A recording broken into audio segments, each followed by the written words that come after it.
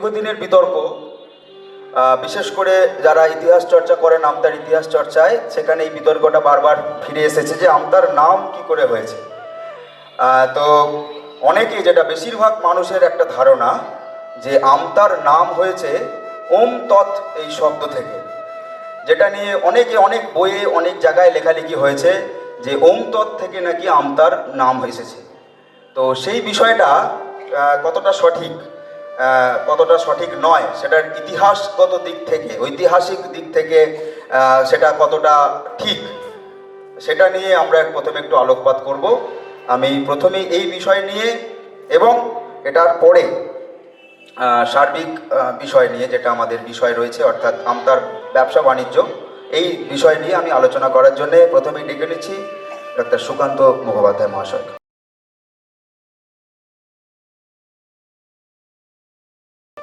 এই 19তম আমতা বই ও সংস্কৃতি মেলার যারা আয়োজক, তাদের আন্তরিক ধন্যবাদ জানাই এখানে এই ধরনের একটা সুন্দর অনুষ্ঠান করার জন্য এবং আমাদের ডাকার জন্য।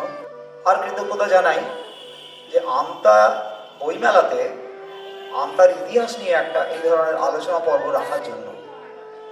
আমতা এই জায়গাটা কিন্তু বহু পুরনো জায়গা, হাওড়া জনপদ।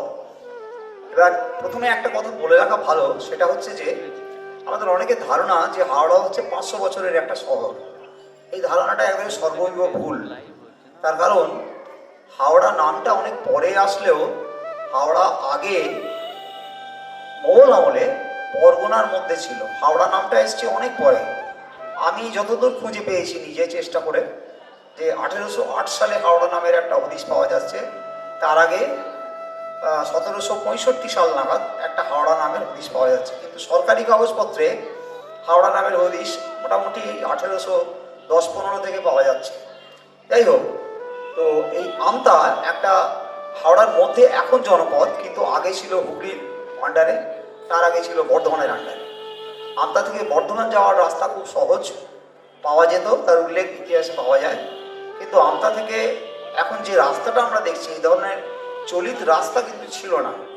অর্থাৎ কাঁচা মাটির রাস্তা, মূলত জলপথই হচ্ছে মেন ভরসা। এটা ছিল একটা মানে প্রাক প্রাক স্বাধীনতা যুগের একটা পর্ব। এখন এখান থেকে এখানে খুব অবাক হতে হয় যে এই ধরনের একটা জলা জঙ্গলে অধ্যুষিত জায়গা থেকে কিভাবে মানুষজন, নৌকোবে যারা ব্যবসা বাণিজ্য করতেন সেটা আলাদা কথা, কিন্তু যারা হাওড়াতে বিপ্লবী আন্দোলনে যোগ দিতে গেছেন, তারা সাইকেল করে গ্রামের ভেতর দিয়ে দিয়ে কীভাবে এই এতটা রাস্তা এখান থেকে হাওড়া ময়দান পৌঁছেছেন, খুবই বিস্ময়কর অতদিন আগেই। যাই হোক, মানে আমতার নামকরণ নিয়ে যে মতগুলো রয়েছে, তার মধ্যে প্রথম যে মতটা, সেটা হচ্ছে ওং তৎ। ওং তৎ একটা সংস্কৃত শব্দ, সেখান থেকে অপভ্রংশ হয়ে এসছে আমতা। আমতার ইতিহাস লেখক এস মনিরুদ্দিন তার বইতে এইটা দেখিয়েছেন, ওং তৎ থেকে হয়েছে আমতা। কিন্তু কোনো যুক্তিগ্রাহ্য প্রমাণ এই ওং ততের সপক্ষে দেওয়া যায় না। তিনি বলেছেন যে শশাঙ্কের আমলে ওং তৎ শব্দ থেকে আমতার উৎপত্তি হয়েছে, রাজা শশাঙ্কের আমলে।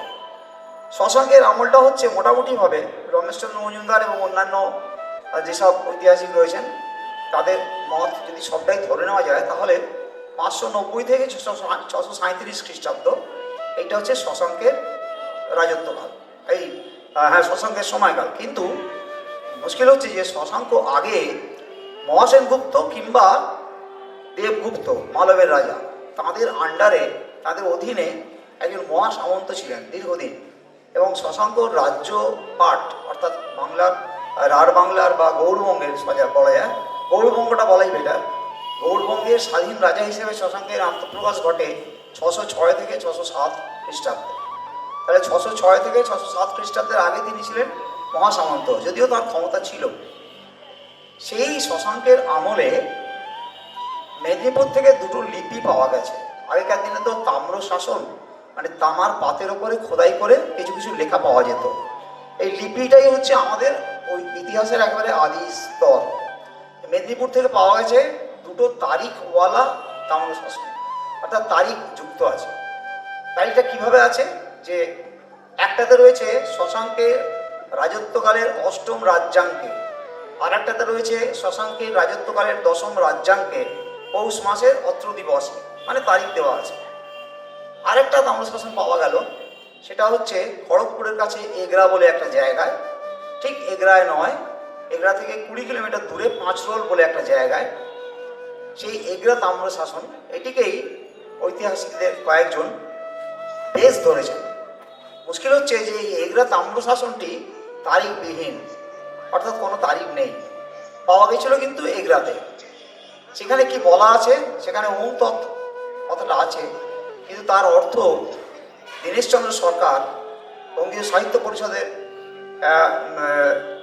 পত্রিকায় একবারে স্পষ্ট করে তুলে দিয়েছেন। সেটা হচ্ছে যে ওম তৎ এই কথাটার দ্বারা তিনি বোঝাতে চেয়েছেন, ওই লিপিতে যা বলা আছে সেটা হচ্ছে জনৈক দয়োতুং নামক ব্যক্তি, দয়োতুং নামক ব্যক্তি তিনি 100 দ্রোণ জমি বাবা মায়ের মঙ্গল কামনায় প্রার্থনা করছেন। এই কথাটা ওই এগরা তাম্রশাসনে লেখা আছে। দীনেশচন্দ্র সরকার সেটা আমাদের বঙ্গীয় সাহিত্য পরিষদের পত্রিকায় একেবারে পরিষ্কার করে দিয়ে দিয়েছেন। সেটা হচ্ছে 1387 বঙ্গাব্দের 8ম বর্ষ 4র্থ সংখ্যা। যদি কেউ পান তাহলে দেখে নিতে পারবেন। তাহলে দেখা গেল যে দয়োতুং 100 দ্রোণ জমি তার বাবা মায়ের মঙ্গলের জন্য কামনা করছেন, এর সঙ্গে আমতার কোনো সম্পর্ক নেই। 1 দ্রোণ মানে 1 থেকে 16 বিঘা, এই 16 বিঘা থেকে 20 বিঘা পর্যন্ত জমি। দ্রোণ শব্দের অর্থ তখন তাই ছিল। এটা হচ্ছে একটা দিক। আরেকটা দিক, আরেকটা কি বলে মত, সেটা পাওয়া যাচ্ছে যে অ্যান্টিক বয়েজ ইউটিউব চ্যানেল, তারা দাবি করছে যে বর্ধমানের রাজা তেজেশচন্দ্র তিনি তার গুরুর কথা অনুযায়ী কোনো ব্রাহ্মণকে এই ওম তৎ নাম দিয়ে আমতা গ্রামটা দান করেছিলেন। এটাও কোনো ধোপে যুক্তিতে খাটে না, তার কারণ তেজেশচন্দ্রের জন্মই হয়েছে 1764 সালে, আমতা তো তার অনেক আগে রয়েছে। এই হচ্ছে দুটো ওম ততের ব্যাখ্যা গেল। তাহলে আমরা ওম তৎ নিয়ে যে দেখতে পেলাম যে ওম তৎ এই কথাটা যুক্তিতে আসছে না। এবার দেখা যাক হঠাৎ করে আমরা ওম তৎ নিয়ে মেতে পড়লাম কেন। ওম তৎ কোথায় পাওয়া যায়? ওম তৎ একটা সংস্কৃত শব্দ, যেটা গীতায় আছে। আসল শব্দটা হচ্ছে ওম তৎসৎ। এটা আমাদের গীতায় যে ব্যাখ্যা আছে সেটা হচ্ছে ওম হচ্ছেন ব্রহ্ম, ওম আমাদের প্রণব ধরি বা নাদ ব্রহ্ম, তৎ মানে হচ্ছে ব্রহ্ম বা পরম ব্রহ্ম, আর সৎ মানে হচ্ছে নারায়ণ, যিনি অবিনাশী। তাহলে ওম তৎসতের মূল কথাটা হচ্ছে সংস্কৃত ভাষ্য অনুযায়ী যে অবিনাশী ঈশ্বর, যাকে বিনাশ করা যায় না, সেই অবিনাশী ঈশ্বর এই জগৎ সৃষ্টিকর্তা, এবং তিনি সতত বিরাজমান, বা বলা যায় যে মানে তিনি, তার কোনো জন্ম মৃত্যু নেই বা তার কোনো ক্ষয় ভয় নেই, ইত্যাদি ইত্যাদি। সাধারণভাবে আমরা যদি বুঝতে পারি ওম তৎসৎ মানে হচ্ছে পরম ব্রহ্ম বা পরম ঈশ্বর, যার পরমেশ্বর, তাকে আমরা প্রণাম করি, সবসময় তাকে প্রণাম করি চলতে হবে। তিনি অবিনাশী এবং অবিনশ্বর। এই হচ্ছে ওম তৎসতের মানে। এটা পাওয়া যাচ্ছে কোথায়? গীতায় পাওয়া যাচ্ছে। বেশ, তাহলে ওম তৎ কোনো শব্দ হিসেবে ব্যবহার হয় না, ওম তৎসৎ ব্যবহার হবে। ওম তৎ বলে কোনো শব্দ আলাদা করে ব্যবহার হয় না, কোথাও পাওয়া যায় না। তাহলে এই যুক্তিটা ধোপে টিকছে না। ওম তৎসৎ দলিলের মাথায় আমরা যেমন শ্রী দুর্গা সহায় বা অনেক সময় শ্রী শ্রী কালী মাতা সহায় এরকম লিখে থাকি, সেরকম দলিল বা পুরোনো দলিলের মাথায় অনেক সময় ওই ওম তৎসৎ শব্দের ব্যবহার দেখা যেত। দুটো মত হয়ে গেল। এবার আমরা চলে যাচ্ছি মধ্যযুগের আরেকটা মত বলে দিই। এটা হচ্ছে, অনেকে বললেন যে 1779 সালে জেমস রেনেলের যে ম্যাপ পাওয়া যায়, ম্যাপ অফ হিন্দুস্তান, যেটা ছাপা হয়েছিল 1781 সালে, সেখানে রেনেল সাহেব, যিনি ছিলেন আমাদের প্রথম, মানে বাংলাদেশের প্রথম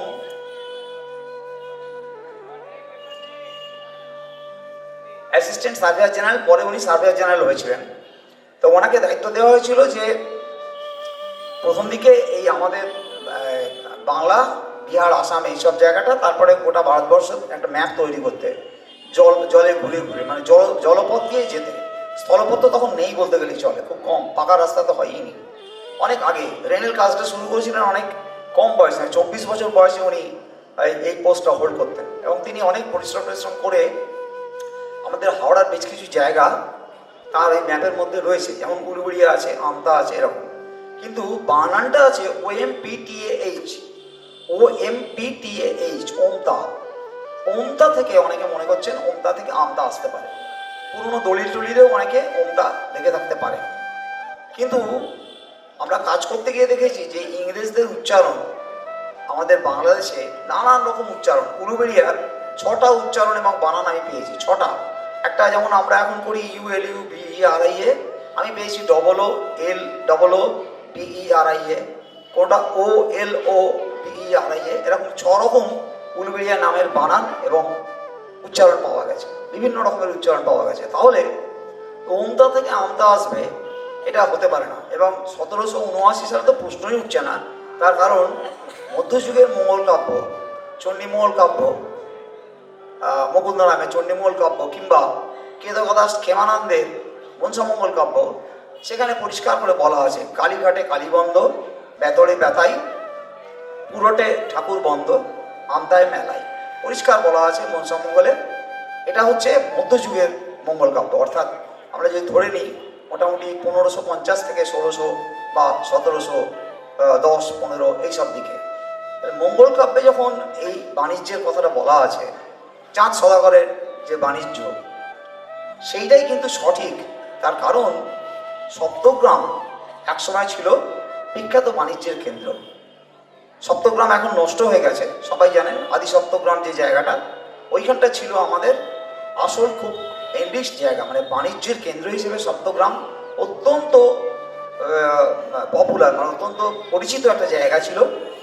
প্রথম শতকে, খ্রিস্টীয় প্রথম শতকে প্লিনির যে লেখা, সেখানে আমরা পাচ্ছি এই সপ্তগ্রামের নামটা তখন ছিল গ্যাঞ্জেস রেজিয়া, আর তখনও গঙ্গা নদী রয়েছে এবং অনেকটা জায়গা জুড়ে রয়েছে।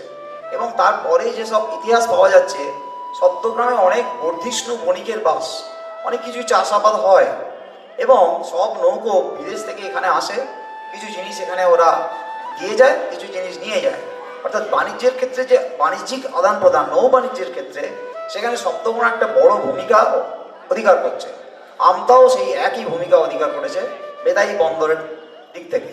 অর্থাৎ বেতাই বন্দর থেকে যে বাণিজ্যের একটা যোগ ছিল এবং বর্ধমান রাজাদের সঙ্গে যে যোগাযোগ ছিল, তার তো পরিষ্কার স্পষ্ট প্রমাণ অনেক জায়গা দিয়ে আছে।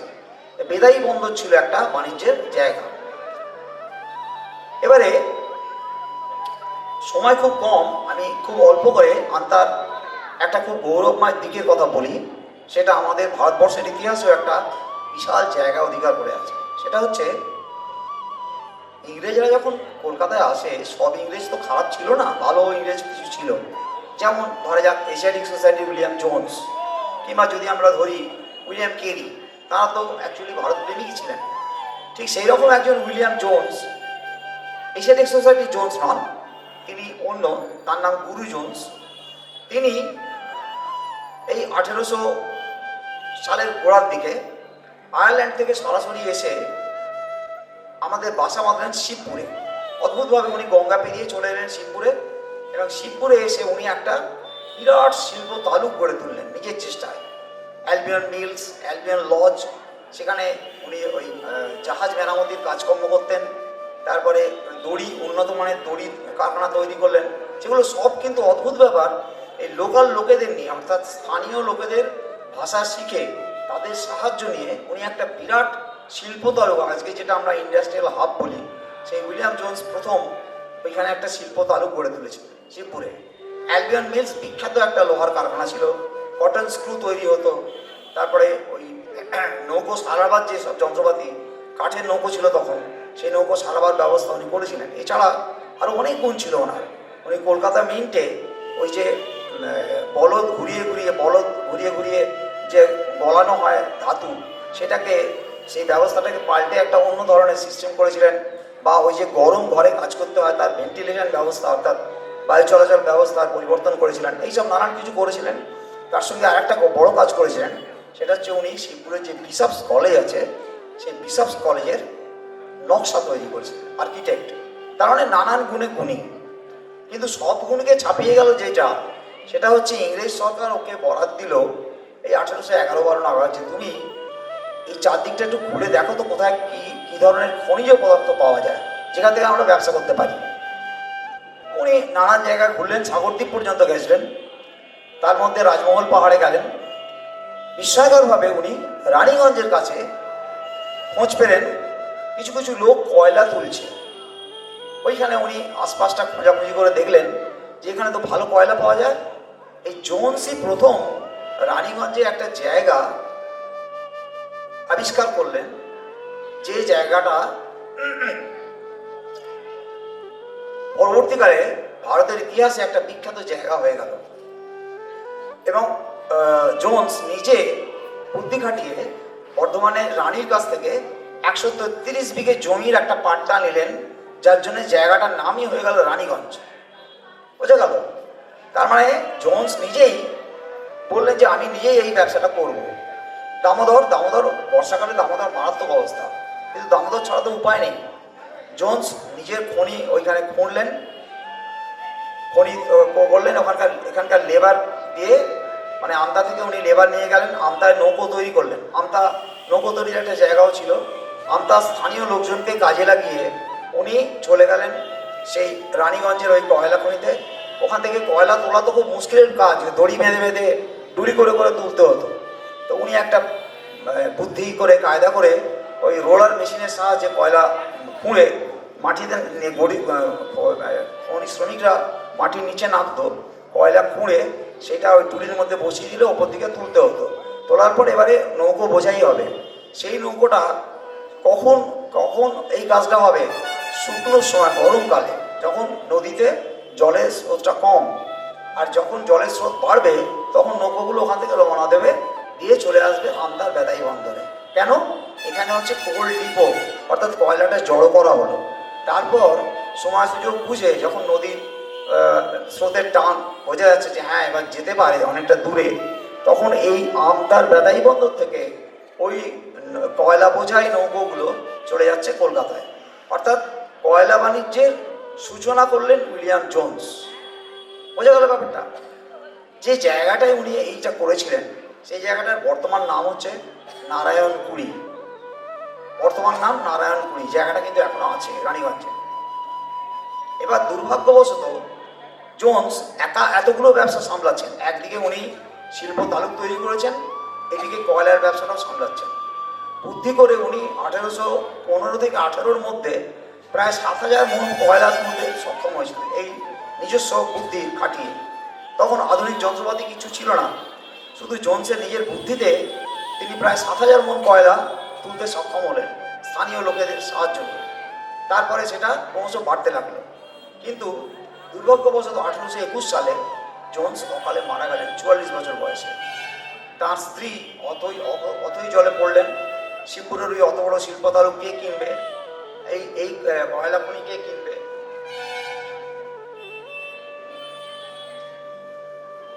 এটা নিয়ে বিরাট সমস্যা দেখা দিল। যাই হোক, আলেকজান্ডার অ্যান্ড কোম্পানি কয়লা খনিটা নিল, কিন্তু তারা ভালো করে চালাতে পারল না।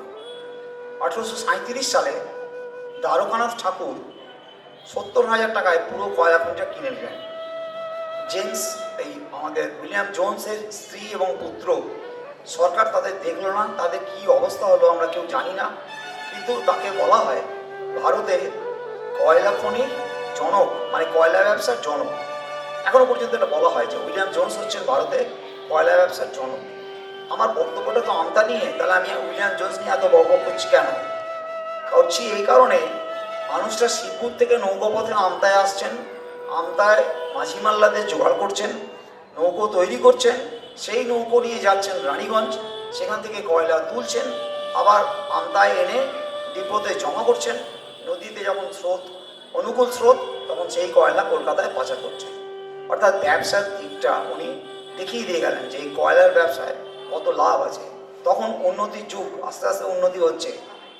1834 সালে দ্বারকানাথ ঠাকুর অত্যন্ত বুদ্ধিমান, তিনি চলে গেলেন ওখানে সোজা গিয়ে জায়গাটা দেখে উনি একবারে ওখানে কুঠি বাড়ি ফাড়ি সব বানিয়ে ফেললেন লোক লস্কর নিয়ে।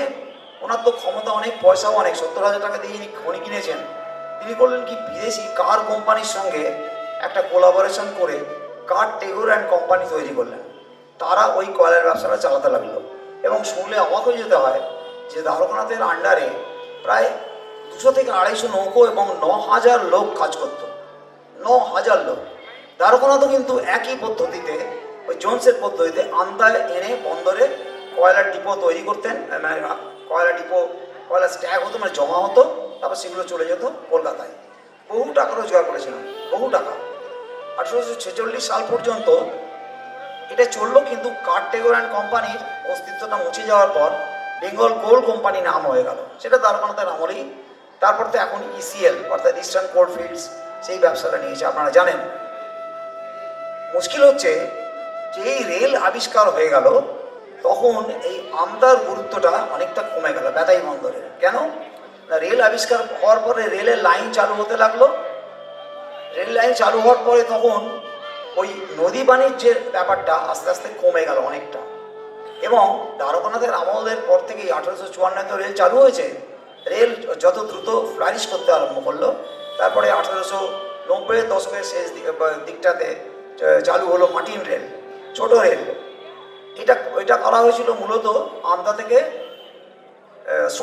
শ্রমিকরা যাতে সহজে শহর হাওড়ায় গিয়ে যাতায়াত করতে পারে। বার্ন, ব্রেথওয়েট এরকম জায়গা, গেস্টকিন উইলিয়ামস, ছোটো ছোটো অনেক কারখানা ছিল সেখানে। এই আমদা, আমাদের মসিরহাট বা বিভিন্ন জায়গা থেকে এইসব গ্রামের দিক থেকে লোক যারা যেতে পারে সহজে, সেই জন্যে এটা করা হয়েছিল। কিন্তু এই বেতাই বন্দরে আমি এবং প্রদীপবাবু দুজনেই অনেক খোঁজাখুঁজি করেও এখনো পর্যন্ত কিন্তু কোনো ওই কোল্ড ডিপোর সন্ধান পাইনি। এইখানে একটা খুব দুঃখের কথা বলে আমি শেষ করবো আলোচনাটা, অনেকক্ষণ সময় নিলাম।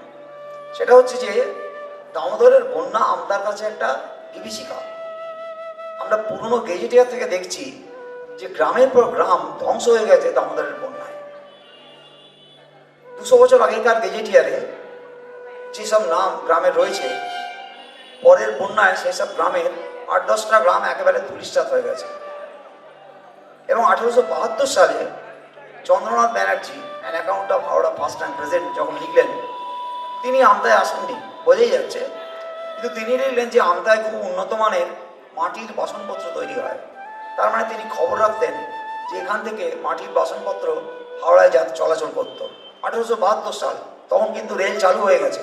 তাহলে রেলপথে আমতার মাটির বাসন কোনোভাবে তিনি দেখেছেন হাওড়ায় পাওয়া যাচ্ছে। রেল চালু হওয়ার পর খুব দ্রুত উন্নতি হয়েছে ব্যবসা বাণিজ্যে। তো মোটামুটি এইখানে আমি শেষ করছি। এবার আমতা তাহলে নামের উৎপত্তির এটা মানে রহস্যটা কীভাবে নিদর্শন হবে সেটার ব্যাপারে তারাপদ সাঁতরা মশাই এক্ষণ পত্রিকায় 1969 সালে একটি প্রবন্ধে লিখেছিলেন যে আম প্লাস পোতা, পোতা মানে উঁচু জায়গা, আর যেখানে আম গাছের আধিক্য আছে, এই উঁচু জায়গায় আমবন বা আম গাছের আধিক্য থেকে এসছে আমতা নামটা, আম পোতা থেকে আমতা। 2001 সালে যখন উনি কৃত্তিবাস কলকাতা লিখলেন, সেখানেও ওই একই বম দিয়েছিলেন, আম প্লাস পোতা সমান আমতা।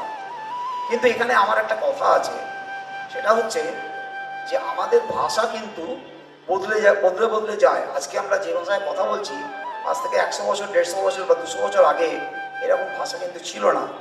আমরা যদি মঙ্গল কাব্যের ভাষায় যদি ধরি, তাহলে দেখা যাচ্ছে যে একটা জায়গায় লা কথাটা রয়েছে। লা মানে হচ্ছে ছেলে, কোনো জায়গায় বালা, বালা কথাটার মানে হচ্ছে ছেলে।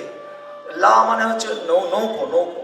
এরকম নানা রকমের অদ্ভুত অদ্ভুত শব্দ, যেটা আমরা মানে মোগল আমল থেকে দেখেছি যে সত্যি সত্যিই কি আমতা ওই আমতা নামেই পরিচিত ছিল, এটা কিন্তু এখনো রহস্য হয়ে গেছে। সকলকে অসংখ্য ধন্যবাদ, নমস্কার। যদি কোনো প্রশ্ন থাকে আমাকে চট করে একটু বলে দিন। যদি কারো কোনো প্রশ্ন থাকে আপনারা দয়া করে একটু হাত তুলবেন, আমরা প্রশ্নে চলে যাব। আমরা পরেও প্রশ্ন নিতে পারি, আপনি এখন বসুন। আমরা শুনলাম এতক্ষণ ধরে সুকান্তবাবুর আলোচনা।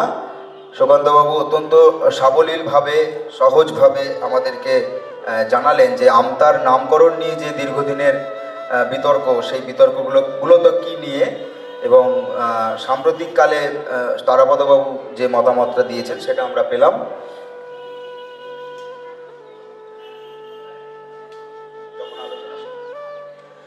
তো আমরা এবার পরবর্তী বিষয়ে চলে যাই। আমতা আমরা জানি, সকলেই জানি আমতায় মানুষজন আসেন যে যে কারণে, তার মধ্যে অন্যতম হচ্ছে মেলাই চণ্ডীর মন্দির দেখতে।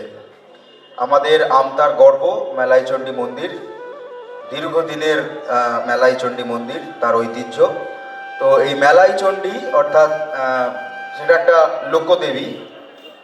তো সেটা কি দেবী, দেবীর লোক দেবী কিভাবে হলেন, মেলাই চণ্ডীর কি বিশেষত্ব, এবং মেলাই চণ্ডীকে ঘিরে যে বিভিন্ন গল্প কাহিনী ঐতিহ্য কিংবদন্তি সেগুলো রয়েছে, সেটা নিয়ে বিস্তারিত আলোচনা আমাদের আমতার লৌকিক দেবদেবী এবং মেলাই চণ্ডী নিয়ে আলোচনা করতে আমি ডাকছি মাননীয় মোহনলাল মণ্ডল মহাশয়কে, যার গবেষণার বিষয়ই হচ্ছে হাওড়া জেলার লৌকিক দেবদেবী। আমি মঞ্চে ডাকছি মাননীয় মোহনলাল মণ্ডল মহাশয়কে।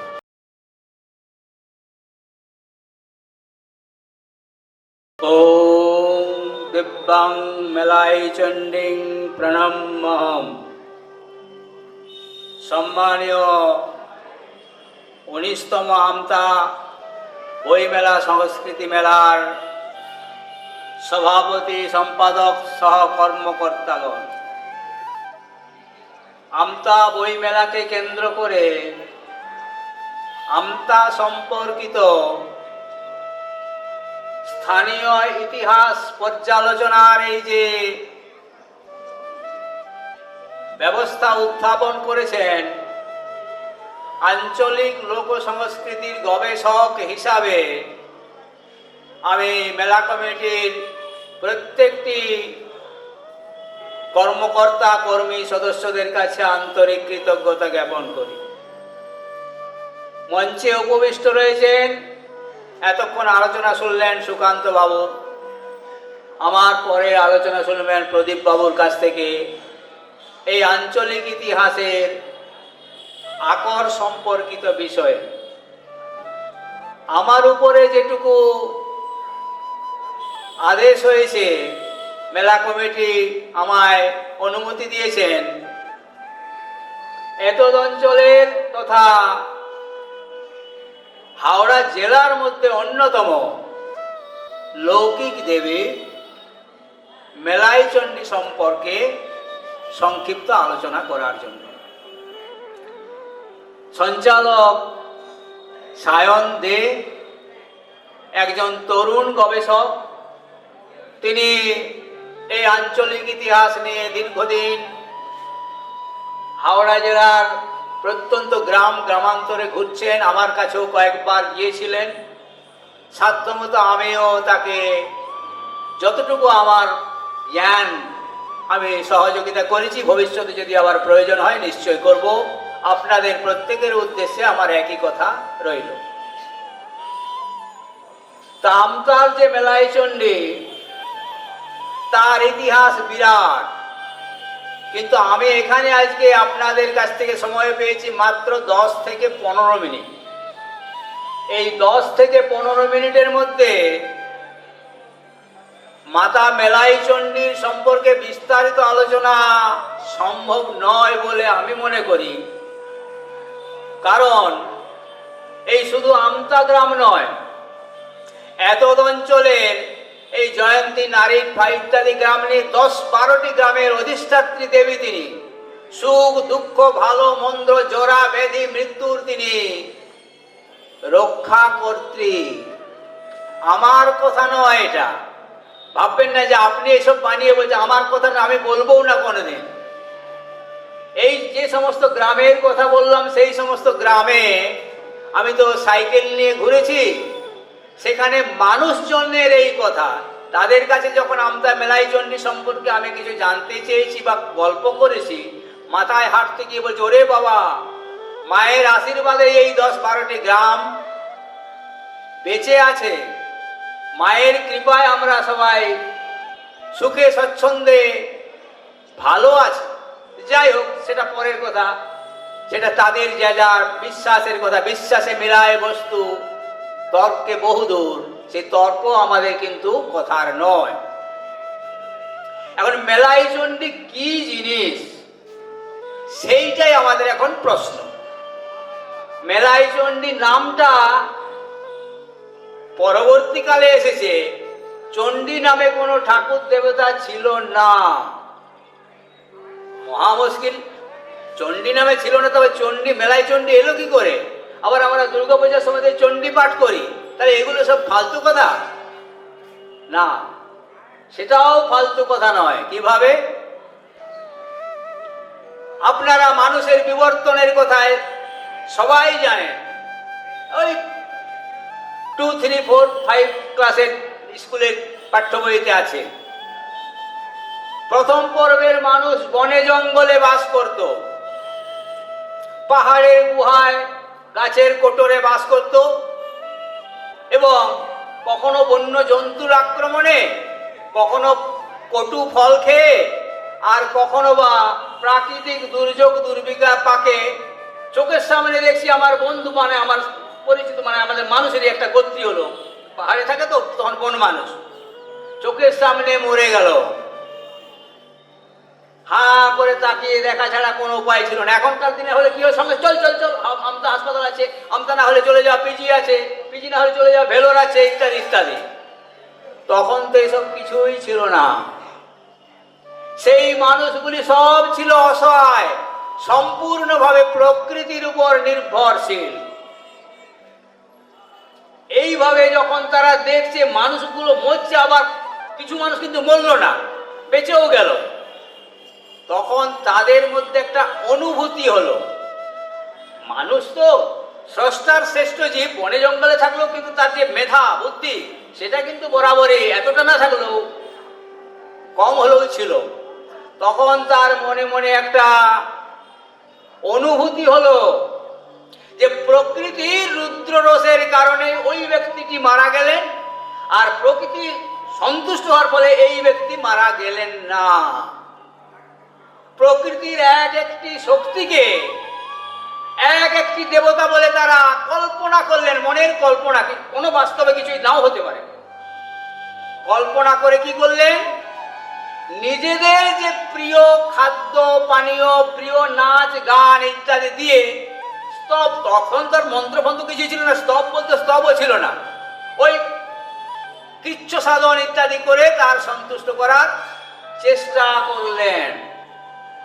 এইভাবে করতে করতে দেখা গেল যে আপনা আপনি প্রাকৃতিক নিয়মে, যে তার জন্য হলো তার কোনো মানে বৈজ্ঞানিক ব্যাখ্যা নেই, তার মনে হলো যে এই স্তবটা করলাম বলে, এই যে কৃচ্ছ সাধনটা করলাম বলে দেবতা আমার প্রতি সন্তুষ্ট হলেন, যার ফলে এই বিপদ থেকে, এই মৃত্যু থেকে, অকাল মৃত্যু থেকে বাঁচতে পারলুম।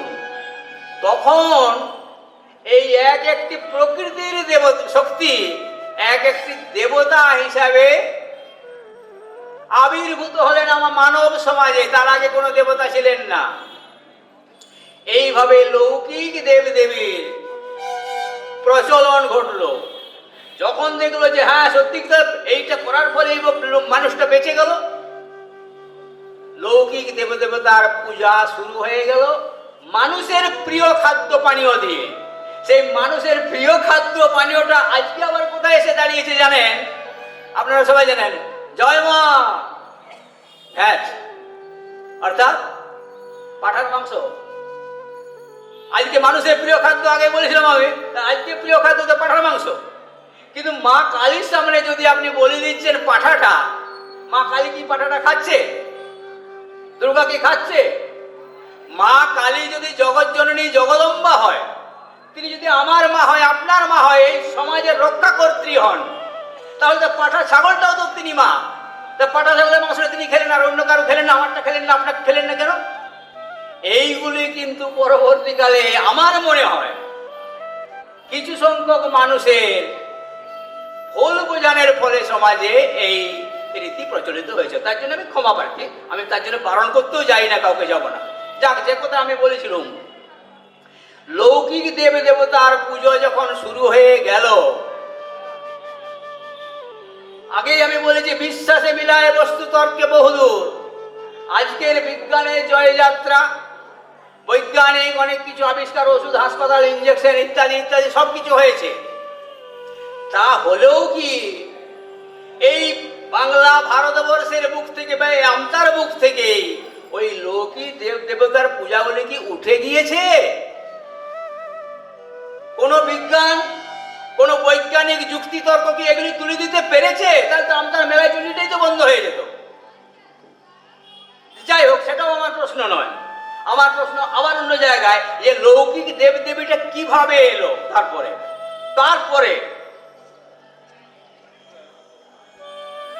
মানুষ একটু সভ্য হয়ে গিয়েছে। এবারে ওই জঙ্গল থেকে এসে কিছুটা, গ্রাম ঠিক নয়, গ্রামের মতো কিছুটা বসবাস করতে শুরু করেছে, কিন্তু জঙ্গল পাশেই রয়েছে। সেই জঙ্গলে পশুর আক্রমণ যে কোনো মুহূর্তে হচ্ছে।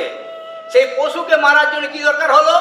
লাঠিটায় তো কাছে জিনিসটা মারতে পারবে, পাথর ছুঁড়ে মারতে লাগলো। পাথর ছুঁড়ে মারতে মারতে যখন ওই পশুটা পালিয়ে গেল, তখন দেখলো যে না, এই তো পাথর আমাকে বাঁচালো। এই পাথরের জন্য আজ আমার জীবন রক্ষা হলো। ওই হিংস্র পশুটাকে আমি বধ করতে, মানে তাড়িয়ে দিতে পারলাম। আরো পরবর্তীকালে আপনারা সবাই জানেন, প্রস্তর যুগ এসে গেল। ওই পাথরে পাথরে ঘষতে ঘষতে, ঠক ঠক ঠক ঠক করতে করতে কি এসে গেল? 2 3 ক্লাসে পড়ানো হয়, আপনারা জানেন তো সবাই। কি? আগুন আবিষ্কার হয়ে গেল। আগুন যখন আবিষ্কার হয়ে গেল, আনন্দে নেচে উঠল সেই মানব সমাজ। কেন? এতদিন পর্যন্ত পশুর কাঁচা মাংস খেয়েছে, এখন ওই পাথর টুকরোতে আগুন জ্বেলে তাতে শুকনো ঘাস পালালে দাও দাও করে আগুন জ্বলে যাচ্ছে। পশুর মাংসটা ঝলসে খাচ্ছে, অত্যন্ত সুস্বাদু, খেতে ভালো লাগছে। আর আগুনের তাপ নিলে ঠান্ডা শীত নিবারণ হচ্ছে।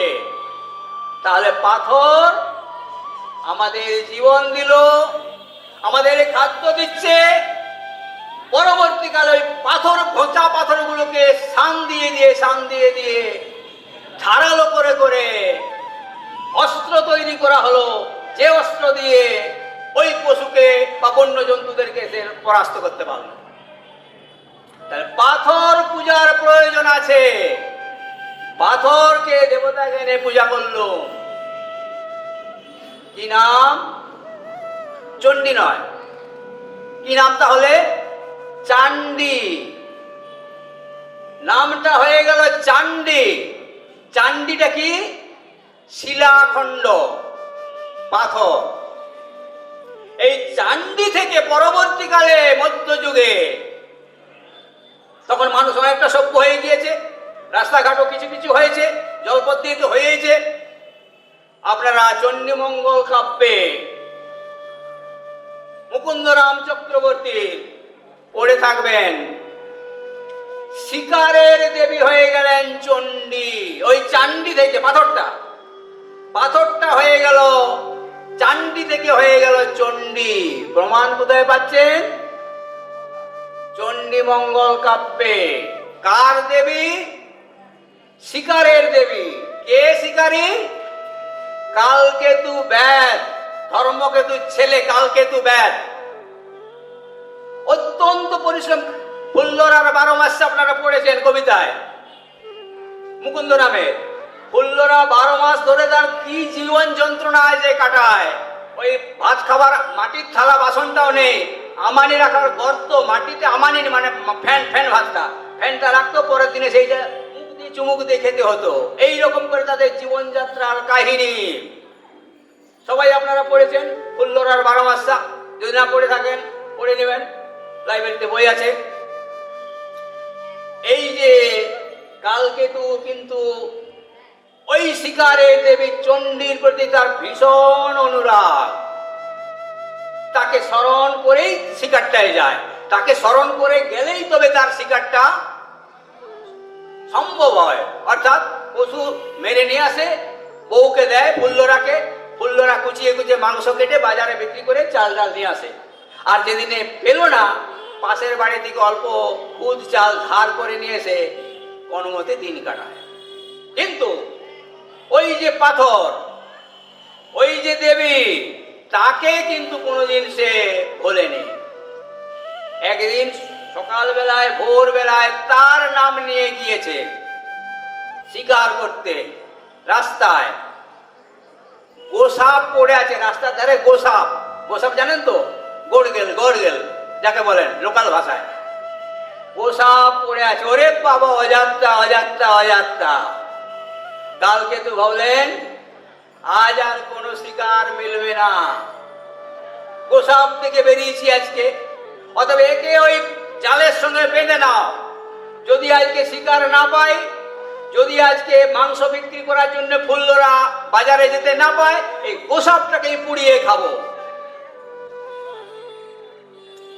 জঙ্গলে জঙ্গলে সারাদিন ঘোরাঘুরি করে একটাও কোনো পশু শিকার করতে পারলেন না। ক্লান্ত হয়ে সন্ধ্যাবেলায় বাড়ি ফিরে এলেন।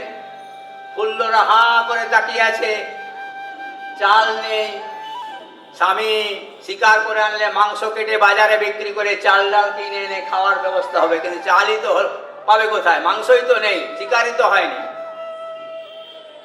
তখন কালকে তো ফুল্লরাকে বললেন, ওগো ফুল্লরা, আজ তো আর তোমার মাংস কাটারও নেই, বাজার যাওয়ারও নেই, পাশের বাড়ি থেকে দেখো না যদি কেউ কতই আর চাইবে, একবার দেখো না যদি এক মুঠা কেউ চাল টাল দেয়, খুদি চাল, আর আমি এই নদীতে চানটা করে আসি, দিয়ে তুমি ওই যা ফ্যান ভাত করবে ওই ফ্যান ভাতটুকুই খেয়ে নেব। গোসাপটা সেই দরজার কাছে রাখা আছে। ফুল্লরা চলে গিয়েছেন পাশের বাড়িতে চাল ধার করতে, কালকে তো চলে গিয়েছে নদীতে চান করতে। ফুল্লরা পাশের বাড়ি থেকে সামান্য চাল না পাবেরই কথা, অতি অল্প চাল পেয়ে যখন এসেছে, দেখছে সুন্দরী রূপবতী একটি ষোড়শ যুবতী ঘরের মধ্যে আছে, ঘর আলোয় আলোকিত হয়ে গিয়েছে। ফুল্লরা দেখলো আমার ভাঙা ঘর, অন্ধকার ঘর, সেখানে এত আলো এলো কি করে? সংক্ষেপে তো বললো, তুমি কে মা? না, তোমার স্বামী তোমাকে ধরে নিয়ে এসছে, তোমার স্বামী তো আমাকে ভালোবেসে নিয়ে এসছে, একা থাকতে পারে না, আমি তাই তোমার স্বামীর কাছে এলাম। এ ভাবলো কি, তখনকার দিনে তো বহু বিবাহ প্রচলন ছিল, তাহলে কি আমার স্বামী অন্য কোনো মেয়ে বউকে নিয়ে এলো নাকি, ইত্যাদি ইত্যাদি। সঙ্গে সঙ্গে ছুটে সেই নদীতে চান করতে, যেখানে কালকে চান করতে গিয়েছিল। তুমি কাকে ধরে নিয়ে এসছো আমাদের বাড়িতে এই এই বয়সে? না, কি কি হয়েছে, কি হয়েছে? এসে দেখে সুন্দরী রূপবতী মা। তুমি কে মা? তোমার পরিচয় দাও। যখনই বলি তুমি কে মা, এই কথাটা বলার সঙ্গে সঙ্গে কিন্তু ফুল্লরার মনে যে সন্দেহটা ছিল, সেই সন্দেহটা দূর হয়ে গেল। তখন সেই দেবী চণ্ডী অদৃশ্য হয়ে গেলেন, স্বপ্নাদেশ দিলেন, তোমার স্তবে, তোমার ভক্তিতে, তোমার চিন্তায়, তোমার কর্মে, তোমার সততায় আমি তুষ্ট হয়েছি।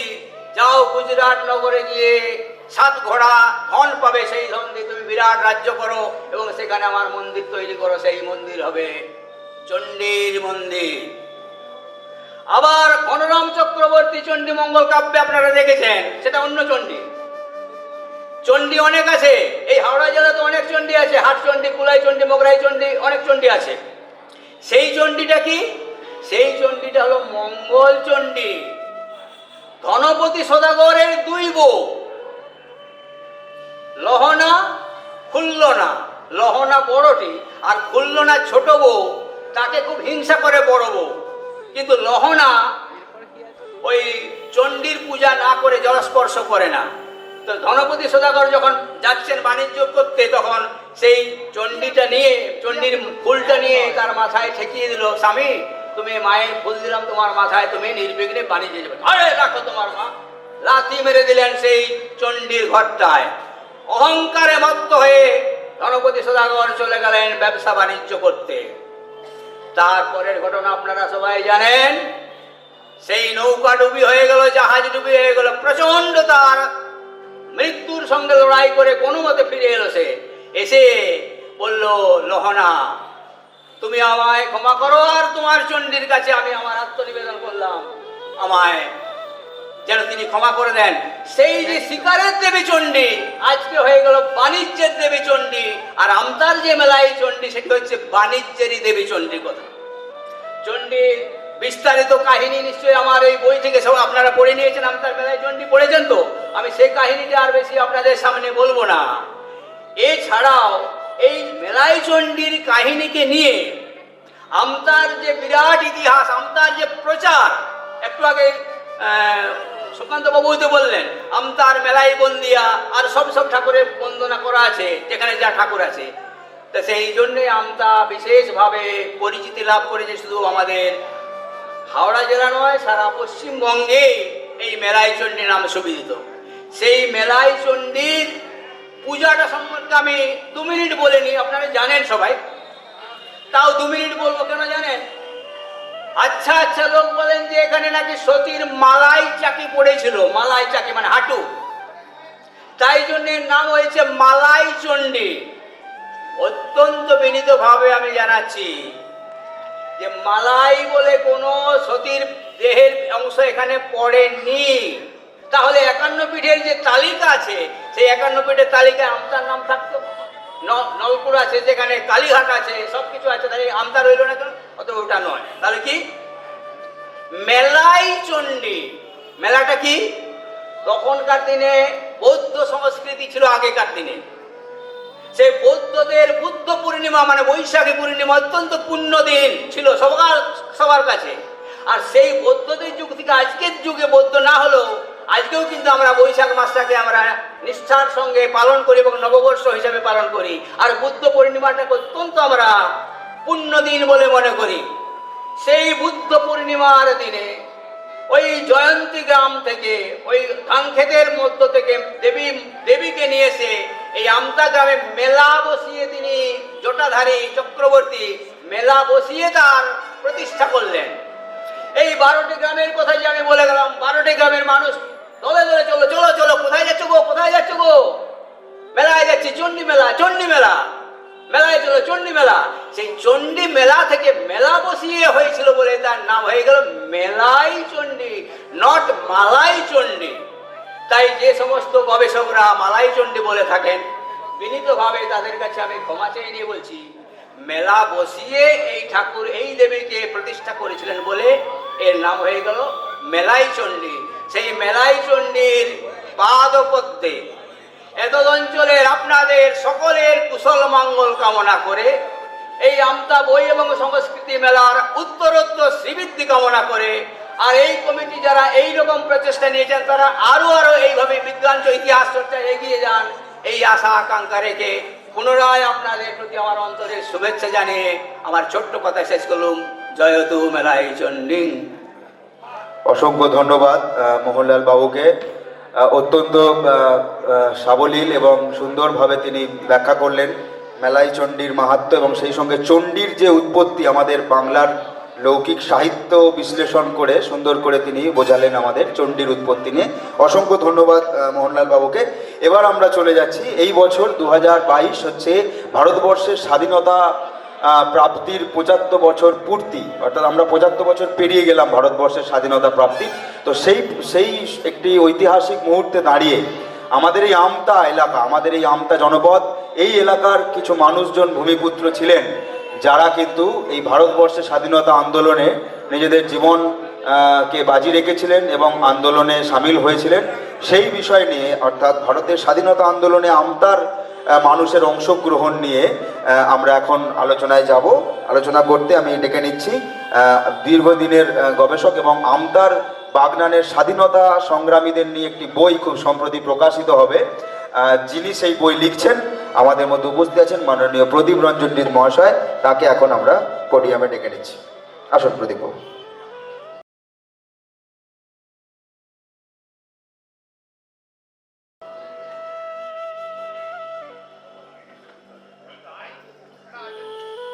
মঞ্চে উপবিষ্ট মোহনবাবু এবং মঞ্চের সামনে উপবিষ্ট সারস্বত ব্যক্তিবর্গ, প্রথমেই ধন্যবাদ আমতা বইমেলা কমিটিকে এরকম একটি সেমিনার অর্থাৎ আঞ্চলিক ইতিহাসের ওপর আলোচনা চক্র এই বিষয়টিকে অন্তর্ভুক্ত করার জন্য। কারণ আঞ্চলিক ইতিহাস প্রায়শই দেখা যায় এর গুরুত্ব অপরিসীম কিন্তু বাস্তবত অবহেলিত। তো আমার ওপর যে বিষয়টির বক্তব্য রাখার জন্য দেওয়া হয়েছে সেটা হচ্ছে স্বাধীনতা সংগ্রামে আমতা। সময় খুব সংক্ষিপ্ত, আমি পরিসর মতন শুধু কিছু কথা বলে যাব। যারা বিস্তৃত জানতে চান, সায়ন ভাই, সঞ্চালক সায়ন ভাই বলেইছেন যে কিছুদিনের মধ্যেই একটা গ্রন্থ প্রকাশিত হবে আমার এই গবেষণা প্রণীত আমতাবাগ স্বাধীনতা সংগ্রামে আমতাবাগ নান, সেখানে বিস্তৃত তথ্য পাওয়া যাবে। তো আপনারা জানেন ভারতবর্ষ দীর্ঘকাল ব্রিটিশদের পরাধীনতার শৃঙ্খলা আবদ্ধ ছিল। ব্রিটিশরা এসেছিল সেই ইস্ট ইন্ডিয়া কোম্পানির রূপে বাণিজ্য করতে, আর তারপর কালক্রমে বণিকের মানদণ্ড দেখা দিল রাজদণ্ড রূপে। ওই বণিক ইংরাজ তারাই হয়ে গেল ভারতের দণ্ডমুণ্ডের কর্তা, ভারত ভাগ্য বিধাতা। তারপর ধীরে ধীরে ওই বণিক ইংরাজ থেকে শাসক ইংরাজ তারা ভারতবাসীর উপর চালালো অকথ্য অত্যাচার, শাসন, শোষণ, লাঞ্ছনা, নির্যাতন, অর্থনৈতিক শাসন শোষণ তো আছেই। তারপর ওই ইংরাজদেরই আবার একটা অংশ, একটু আগেই আলোচনা হচ্ছিল, সব ইংরাজ তো সমান নয়। ওই কিছু কতিপয় ভালো ইংরাজ, তাদের সূত্র ধরে ভারতবর্ষ জুড়ে ইংরাজি বা শিক্ষা ব্যবস্থার প্রসার ক্রমশ ছড়িয়ে পড়ল।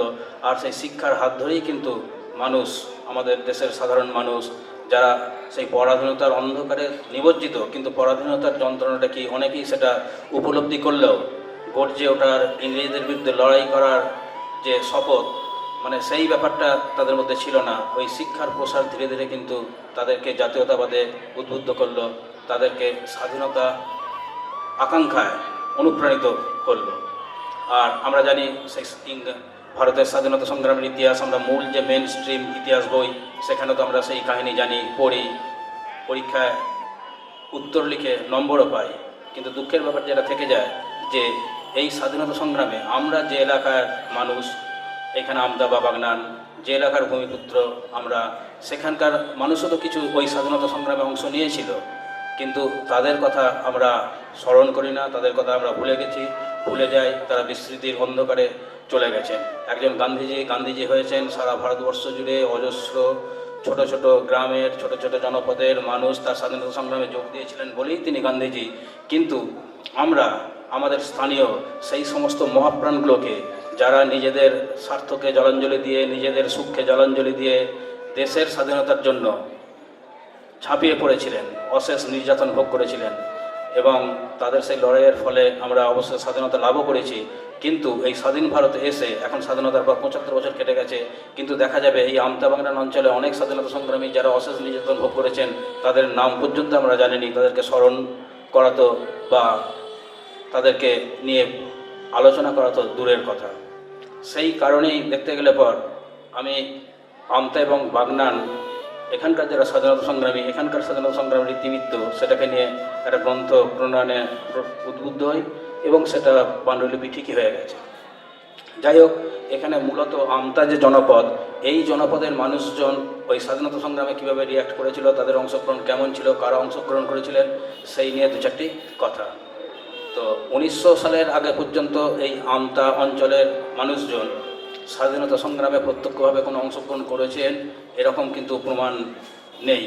আমরা জানি যে 1857 সালে যে সিপাহী বিদ্রোহ হয়েছিল, ওই সিপাহী বিদ্রোহকেই ধরা হয় ভারতের স্বাধীনতা সংগ্রাম, প্রথম স্বাধীনতা সংগ্রাম। এ নিয়ে বিতর্ক হয়তো আছে, কিন্তু মোটামুটিভাবে বেশিরভাগজন যেটা স্বীকার করেন সেটা হচ্ছে ভারতের প্রথম স্বাধীনতা সংগ্রাম হচ্ছে এই সিপাহী বিদ্রোহ। এই সিপাহী বিদ্রোহে আমাদের এই আমতা অঞ্চলের লোকের কোনো ভূমিকা বা অংশগ্রহণ ছিল কি না তার কোনো প্রমাণ ইতিহাসে নেই। তবে থাকতে যে একেবারে পারে না সেটাও আমরা উড়িয়ে দিতে পারি না। তার কারণ সিপাহী বিদ্রোহের অন্যতম প্রধান সৈনিক যে নানা সাহেব, তিনি কিন্তু আত্মগোপন করেছিলেন এখান থেকে খুব বেশি দূরে নয়, আন্দুলে এক জায়গায় তিনি আত্মগোপন করেছিলেন। তা সিপাহী বিদ্রোহের অন্যতম প্রধান নায়ক, অন্যতম প্রধান সেনাপতি, অন্যতম প্রধান কারিগর, তিনি এখান থেকে খুব বেশি দূরে নয়, আন্দুলে আত্মগোপন করছেন জনৈক একজন মানে শুভাকাঙ্ক্ষীর বাড়িতে। তো এই তথ্য তো পাওয়া যাচ্ছে। তাহলে এই আমতার কোনো লোক ওই সিপাহী বিদ্রোহে থাকতে পারবেন না বা ছিলেন না, এটা একেবারে উড়িয়ে দেওয়া যায় না। তারও আগে আরও দুটো কথা বলি। 1862 সালে 5 মার্চ 82 সোমপ্রকাশ পত্রিকায় একটা লেখা দেখা যাচ্ছে, হাওড়ার রেলওয়ে স্টেশনে 1200 মজুর মানে একটা কর্মত্যাগ করেছিলেন ইংরেজদের বিরুদ্ধে বা তখনকার যারা শাসক, এই যে ছোট ছোট বিদ্রোহ বা ছোট ছোট এগুলোও তো স্বাধীনতাকামী মানুষের আন্দোলন। 1200 শ্রমিক কিন্তু সেই কর্মবিরতিতে অংশ নিয়েছিলেন। তো হাওড়ায় যদি 1200 শ্রমিক একটা কর্মবিরতিতে অংশ নেন তৎকালীন শাসকদের বিরুদ্ধে, তো তার মধ্যে আমতার লোক থেকে যাওয়াটাও কিন্তু খুব একটা অস্বাভাবিক নয়। ঠিক একইভাবে আরেকটু পরে 2/11/1956 সংবাদ ভাস্কর পত্রিকাতেও কিন্তু হাওড়াতে 100 নৌকার কর্মবিরতির কথা আমরা একটা পাই। একটু আগে সুকান্তবাবু বলছিলেন তখন তো জলপথেই সব কিছু চলতো। তো আমাদের এই আমতা ছিল এর একটা পীঠস্থান নৌকা তৈরি, এবং এই আমতায় তৈরি নৌকা নিয়েই সেই জোন সাহেব নিয়ে যেতেন রানীগঞ্জে, সেখান থেকে তিনি কয়লা আনতেন। তা ওই 1856 সাল নাগাদ যদি নৌকা বিদ্রোহ একটা ঘটে থাকে, বহু মানে 100 বা তারও বেশি নৌকার মালিক তারা যদি কোনো একটা বন্ধ বা স্ট্রাইকে অংশগ্রহণ করেন, তাহলে সেখানে আমতার কারো থেকে যাওয়াটা অসম্ভব কিছু নয়। ঠিক একইভাবে 23/3/88 স্টেটসম্যান পত্রিকায় একটা খবর, একটা লাইন শুধু পড়ছি, এখানে বিশেষ সময় নেই। সেই খবরে লেখা হচ্ছে, we learn by telegram from a correspondent of Uluberia. ওই উলুবেরিয়া বানানটা যেটা আমাদের সুকান্তবাবু বলে গেলেন OLA, যাই হোক, এই এখনকার উলুবেরিয়া বানান তখন ব্যবহার হতো না। That the inhabitants of the place had assembled in a public meeting two protest against the Calcutta meeting in honour of Lord Dublin. Lord Dublin যখন তার অনারে একটা অনুষ্ঠান হয়েছিল, তার প্রোটেস্টে উলুবেরিয়াতে একটা জনসমাগম হচ্ছে, একটা মানুষজন একটা বিদ্রোহ ঘোষণা করছে উলুবেরিয়াতে, এবং বহু মানুষ সেখানে অংশ নিচ্ছে। তা এটাও একটা তো এক ধরনের স্বাধীনতা সংগ্রামেরই অংশ। তা সেখানে উলুবেরিয়া যদি এত বড় ঘটনা ঘটে, স্টেটসম্যান সেটা অত্যন্ত গুরুত্ব সহকারে প্রকাশ করে, সেখানেও কিন্তু আমতার লোক থেকে থাকাটা অসম্ভব ছিল না। যাই হোক, এটা 1900 সালের আগে পর্যন্ত আমাদের প্রত্যক্ষভাবে আমতার লোক স্বাধীনতা সংগ্রামে অংশগ্রহণ করেছেন কিনা তার ডকুমেন্টের কিছু না থাকলেও এই সমস্ত ঘটনার পরিপ্রেক্ষিতে আমরা বলতে পারি, যেখানে কয়েকশো শতাধিক নৌকা অংশগ্রহণ করছে আন্দোলনেতে, যেখানে 1200 শ্রমিক অংশগ্রহণ করছে হাওড়ায়, যেখানে শত শত মানুষ অ্যাসেম্বল হচ্ছে, জমায়েত হচ্ছে উলুবেরিয়াতে, তা তাদের নাম তো ইতিহাসে লেখা নেই। তা সেখানেতে আমাদের আমতার মানুষ থেকে যাওয়াটা অসম্ভব কিছু নয়।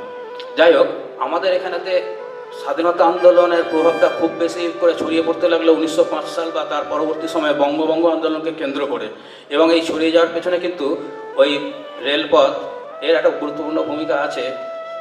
দুটো রেলপথ, একটা হচ্ছে ওইদিকে বাগনান যে রেলটা সাউথ ইস্টার্ন রেলওয়ে চলে গেছে, তখন অন্য নাম ছিল, তো ওইটা একটা পথ, ওটা অনেক দিন আগেই তৈরি হয়ে গেছে। ওইটা তৈরি হওয়ার পরেই কিন্তু আমতার গুরুত্বটা খুব কমে যায়, যেটা সুকান্তবাবু বলেছেন, কারণ ওই রেলপথের মাধ্যমে যাতায়াত ব্যবস্থা শুরু হয়ে যাওয়ার পর ওই নৌকা পথে রানীগঞ্জের কয়লা আসার ব্যাপারটা মানে পথটা মানে নৌকা পথে কয়লা আসার ব্যাপারটা প্রায় বন্ধ হয়ে যায়, এবং তখন আমতা বন্দরের গুরুত্ব অনেক কমে যায়।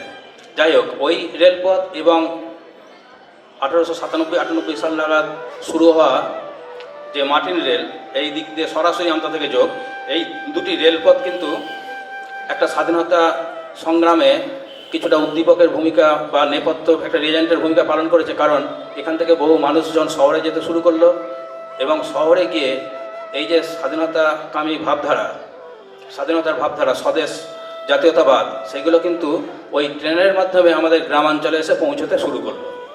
এবং তখন থেকেই কিন্তু আমরা দেখতে পাই আমাদের আমতা বা বাগনান অঞ্চলের, আমি আমতাই এখন বলছি যেহেতু আমার এখন আলোচ্য বিষয়বস্তু আমতা, এখানকার লোকজন কিন্তু স্বাধীনতা আন্দোলনে যোগ দিতে শুরু করলো। একটা ছোট জনপদের ভৌগোলিক একটা কেন্দ্র আমতা, তো এটার স্বাধীনতা সংগ্রামে কারা অংশ নিয়েছেন এটা বলতে গেলে দুটো তিনটি ব্যাপার বলতে হয়। এক হচ্ছে এখানকার ভূমিপুত্র যারা অংশ নিয়েছেন এখানে থেকেই, দুই হচ্ছে এখানকার ভূমিপুত্র অংশ নিয়েছে স্বাধীনতা সংগ্রামে, কিন্তু তাদের স্বাধীনতা সংগ্রামের কর্মক্ষেত্রটা ছিল কিন্তু আমতা নয়, বাইরে। আর একটা হচ্ছে বাইরের লোক যারা এসে এখানে স্বাধীনতা সংগ্রামকে প্রণোদিত করেছে। আবার স্বাধীনতা সংগ্রামের দুটো তো ধারা আমরা জানি, একটা চরমপন্থী, একটা নরমপন্থী। তো আমাদের এই আমতার ক্ষেত্রে ওই চরমপন্থী ধারাটা কিন্তু বেশ ভালো রকমই বিকাশ লাভ করেছিল।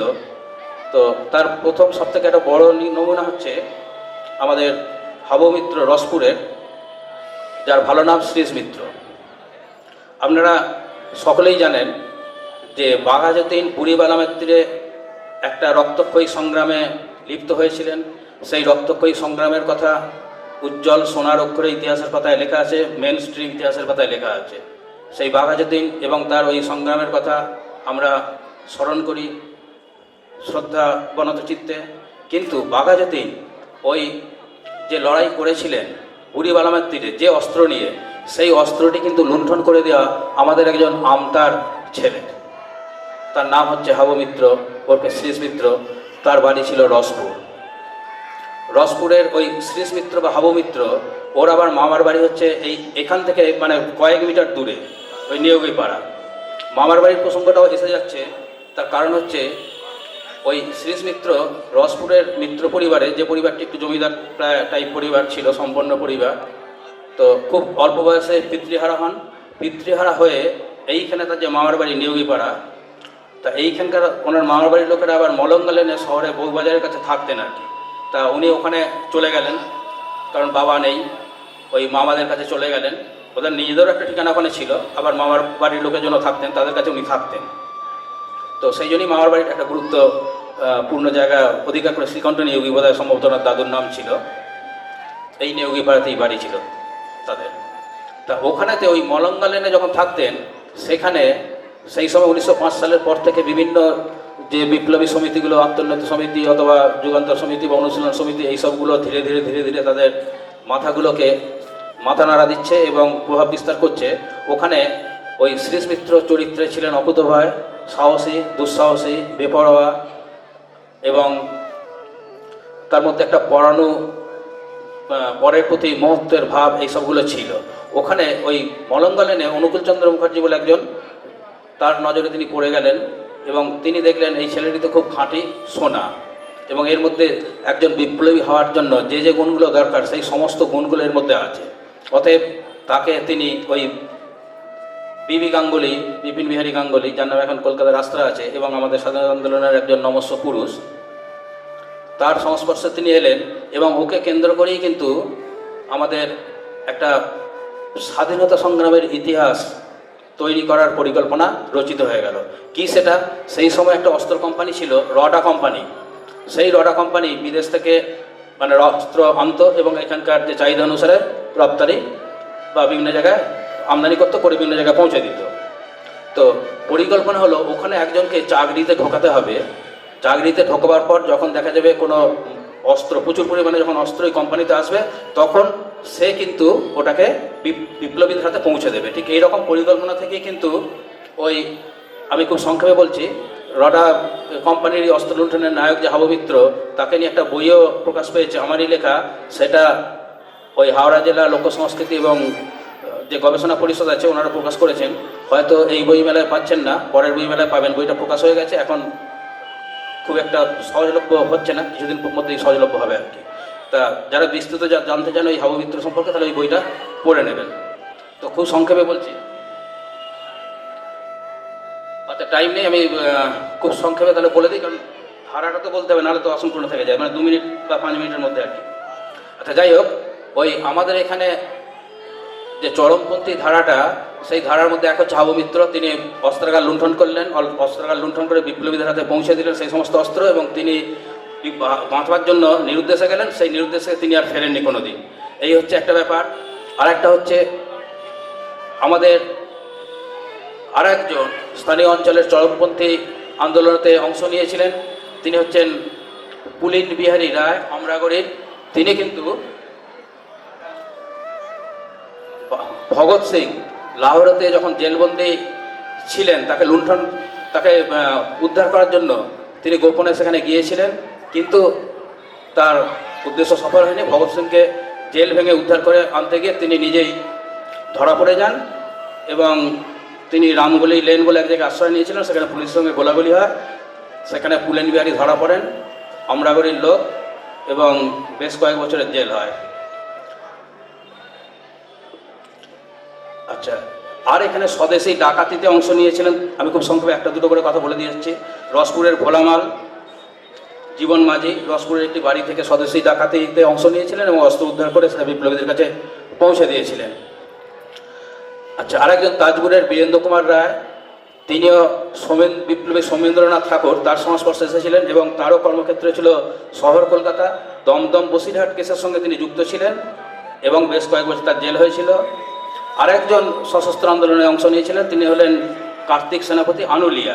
টিটাগড় ষড়যন্ত্র মামলা, তারও কর্মক্ষেত্র ছিল ওই শহর, পড়তে গিয়েছিলেন ওখানে স্কটিশ চার্চ কলেজে, সেখানে বিপ্লবীদের সংস্পর্শে আসেন এবং পূর্ণানন্দ দাশগুপ্ত বলে একজন বিপ্লবী তার সংস্পর্শে আসেন এবং সেই করতে গিয়ে তিনি জেলে পুলিশের হাতে ধরা পড়েন এবং বেশ কয়েক বছরের জেল হয় এবং তারপরে তিনি অবশ্য ওই জেলেতে কমিউনিস্ট একজন নেতার সংস্পর্শে এসে কমিউনিস্ট আন্দোলনে দীক্ষিত হয়ে যান। আর টিটাগড় ষড়যন্ত্র মামলা, আর তারপর গান্ধীজির আন্দোলনে, এটা গেল সশস্ত্র। আর নরমপন্থী আন্দোলনে যারা অংশ নিয়েছিলেন আমি শুধু নামগুলো বলে দিচ্ছি: বেতাইয়ের বাসুদেব বেড়া, সূর্যচরণ মাঝি জয়ন্তী, রবীন্দ্রনাথ মাঝি জয়ন্তী, ক্ষুদিরাম সেনাপতি, কাঁকরোল, পুলিন, আমাদের উদংয়ের কয়েকজন অংশ নিয়েছিলেন, কানাইলাল উত্থাসনী, সতীশচন্দ্র পট্টনায়ক, খড়দর সুফল চন্দ্র মান্না, গোবিন্দ্র চন্দ্র বল্লভ, শেয়াগড়ির সতীশচন্দ্র সামন্ত, বেতাইয়ের কিশোরী মোহন বেড়া, হেমেন্দ্র মণ্ডল, মৃগাঙ্ক কারার, মুরারিমোহন মণ্ডল প্রভৃতি। তো মূল কেন্দ্রগুলো ছিল আমতার স্বাধীনতা আন্দোলনের শেয়াগড়ি, বেতাই, আমতা, উদং, খালনা, সারদার একজন ছিলেন। তো এইভাবে এমনকি ছাত্র আন্দোলনেও জড়িয়ে পড়েছিলেন কিছুজন। সমর মুখার্জি, তিনি আমতায় 10ম শ্রেণীতে পড়তে ছাত্র ধর্মঘট করেছিলেন, তার জন্য তাকে স্কুল থেকে বহিষ্কারও করা হয়েছিল। যাই হোক, তো কি সশস্ত্র আন্দোলন, কি নিরস্ত্র নরমপন্থী আন্দোলন, দুটো ক্ষেত্রেই কিন্তু আমতার একটা গুরুত্বপূর্ণ ভূমিকা ছিল। যারা এখানে সময়াভাবে বিশেষ বলা সম্ভবপর হচ্ছে না, যারা বিস্তৃত জানতে চান তারা পরবর্তীতে স্বাধীনতা সংগ্রামে আমতা এবং বাগনান এই গ্রন্থটি থেকে বিস্তৃত জানতে পারবেন। নমস্কার। অসংখ্য ধন্যবাদ প্রদীপবাবুকে। আমরা শেষ করব আমাদের এই সেমিনার। যাদের যদি মনে কোনো প্রশ্ন থেকে থাকে আপনারা দয়া করে আমাদের সঙ্গে যোগাযোগ করবেন। আমাদের পাশেই স্টল রয়েছে, ওখানে আপনারা আপনাদের প্রশ্ন দিয়ে যাবেন, আমরা আপনাদের সাধ্যমতো উত্তর দেওয়ার চেষ্টা করব। এখন আমরা আমাদের পরবর্তী অনুষ্ঠানে চলে যাচ্ছি। আমতা বই ও সংস্কৃতি মেলার তরফ থেকে আমাদের যারা আলোচক ছিলেন তাদেরকে আমরা অসংখ্য ধন্যবাদ জানিয়ে আমতার ইতিহাস এই সেমিনার আমরা এখানেই শেষ করছি। নমস্কার।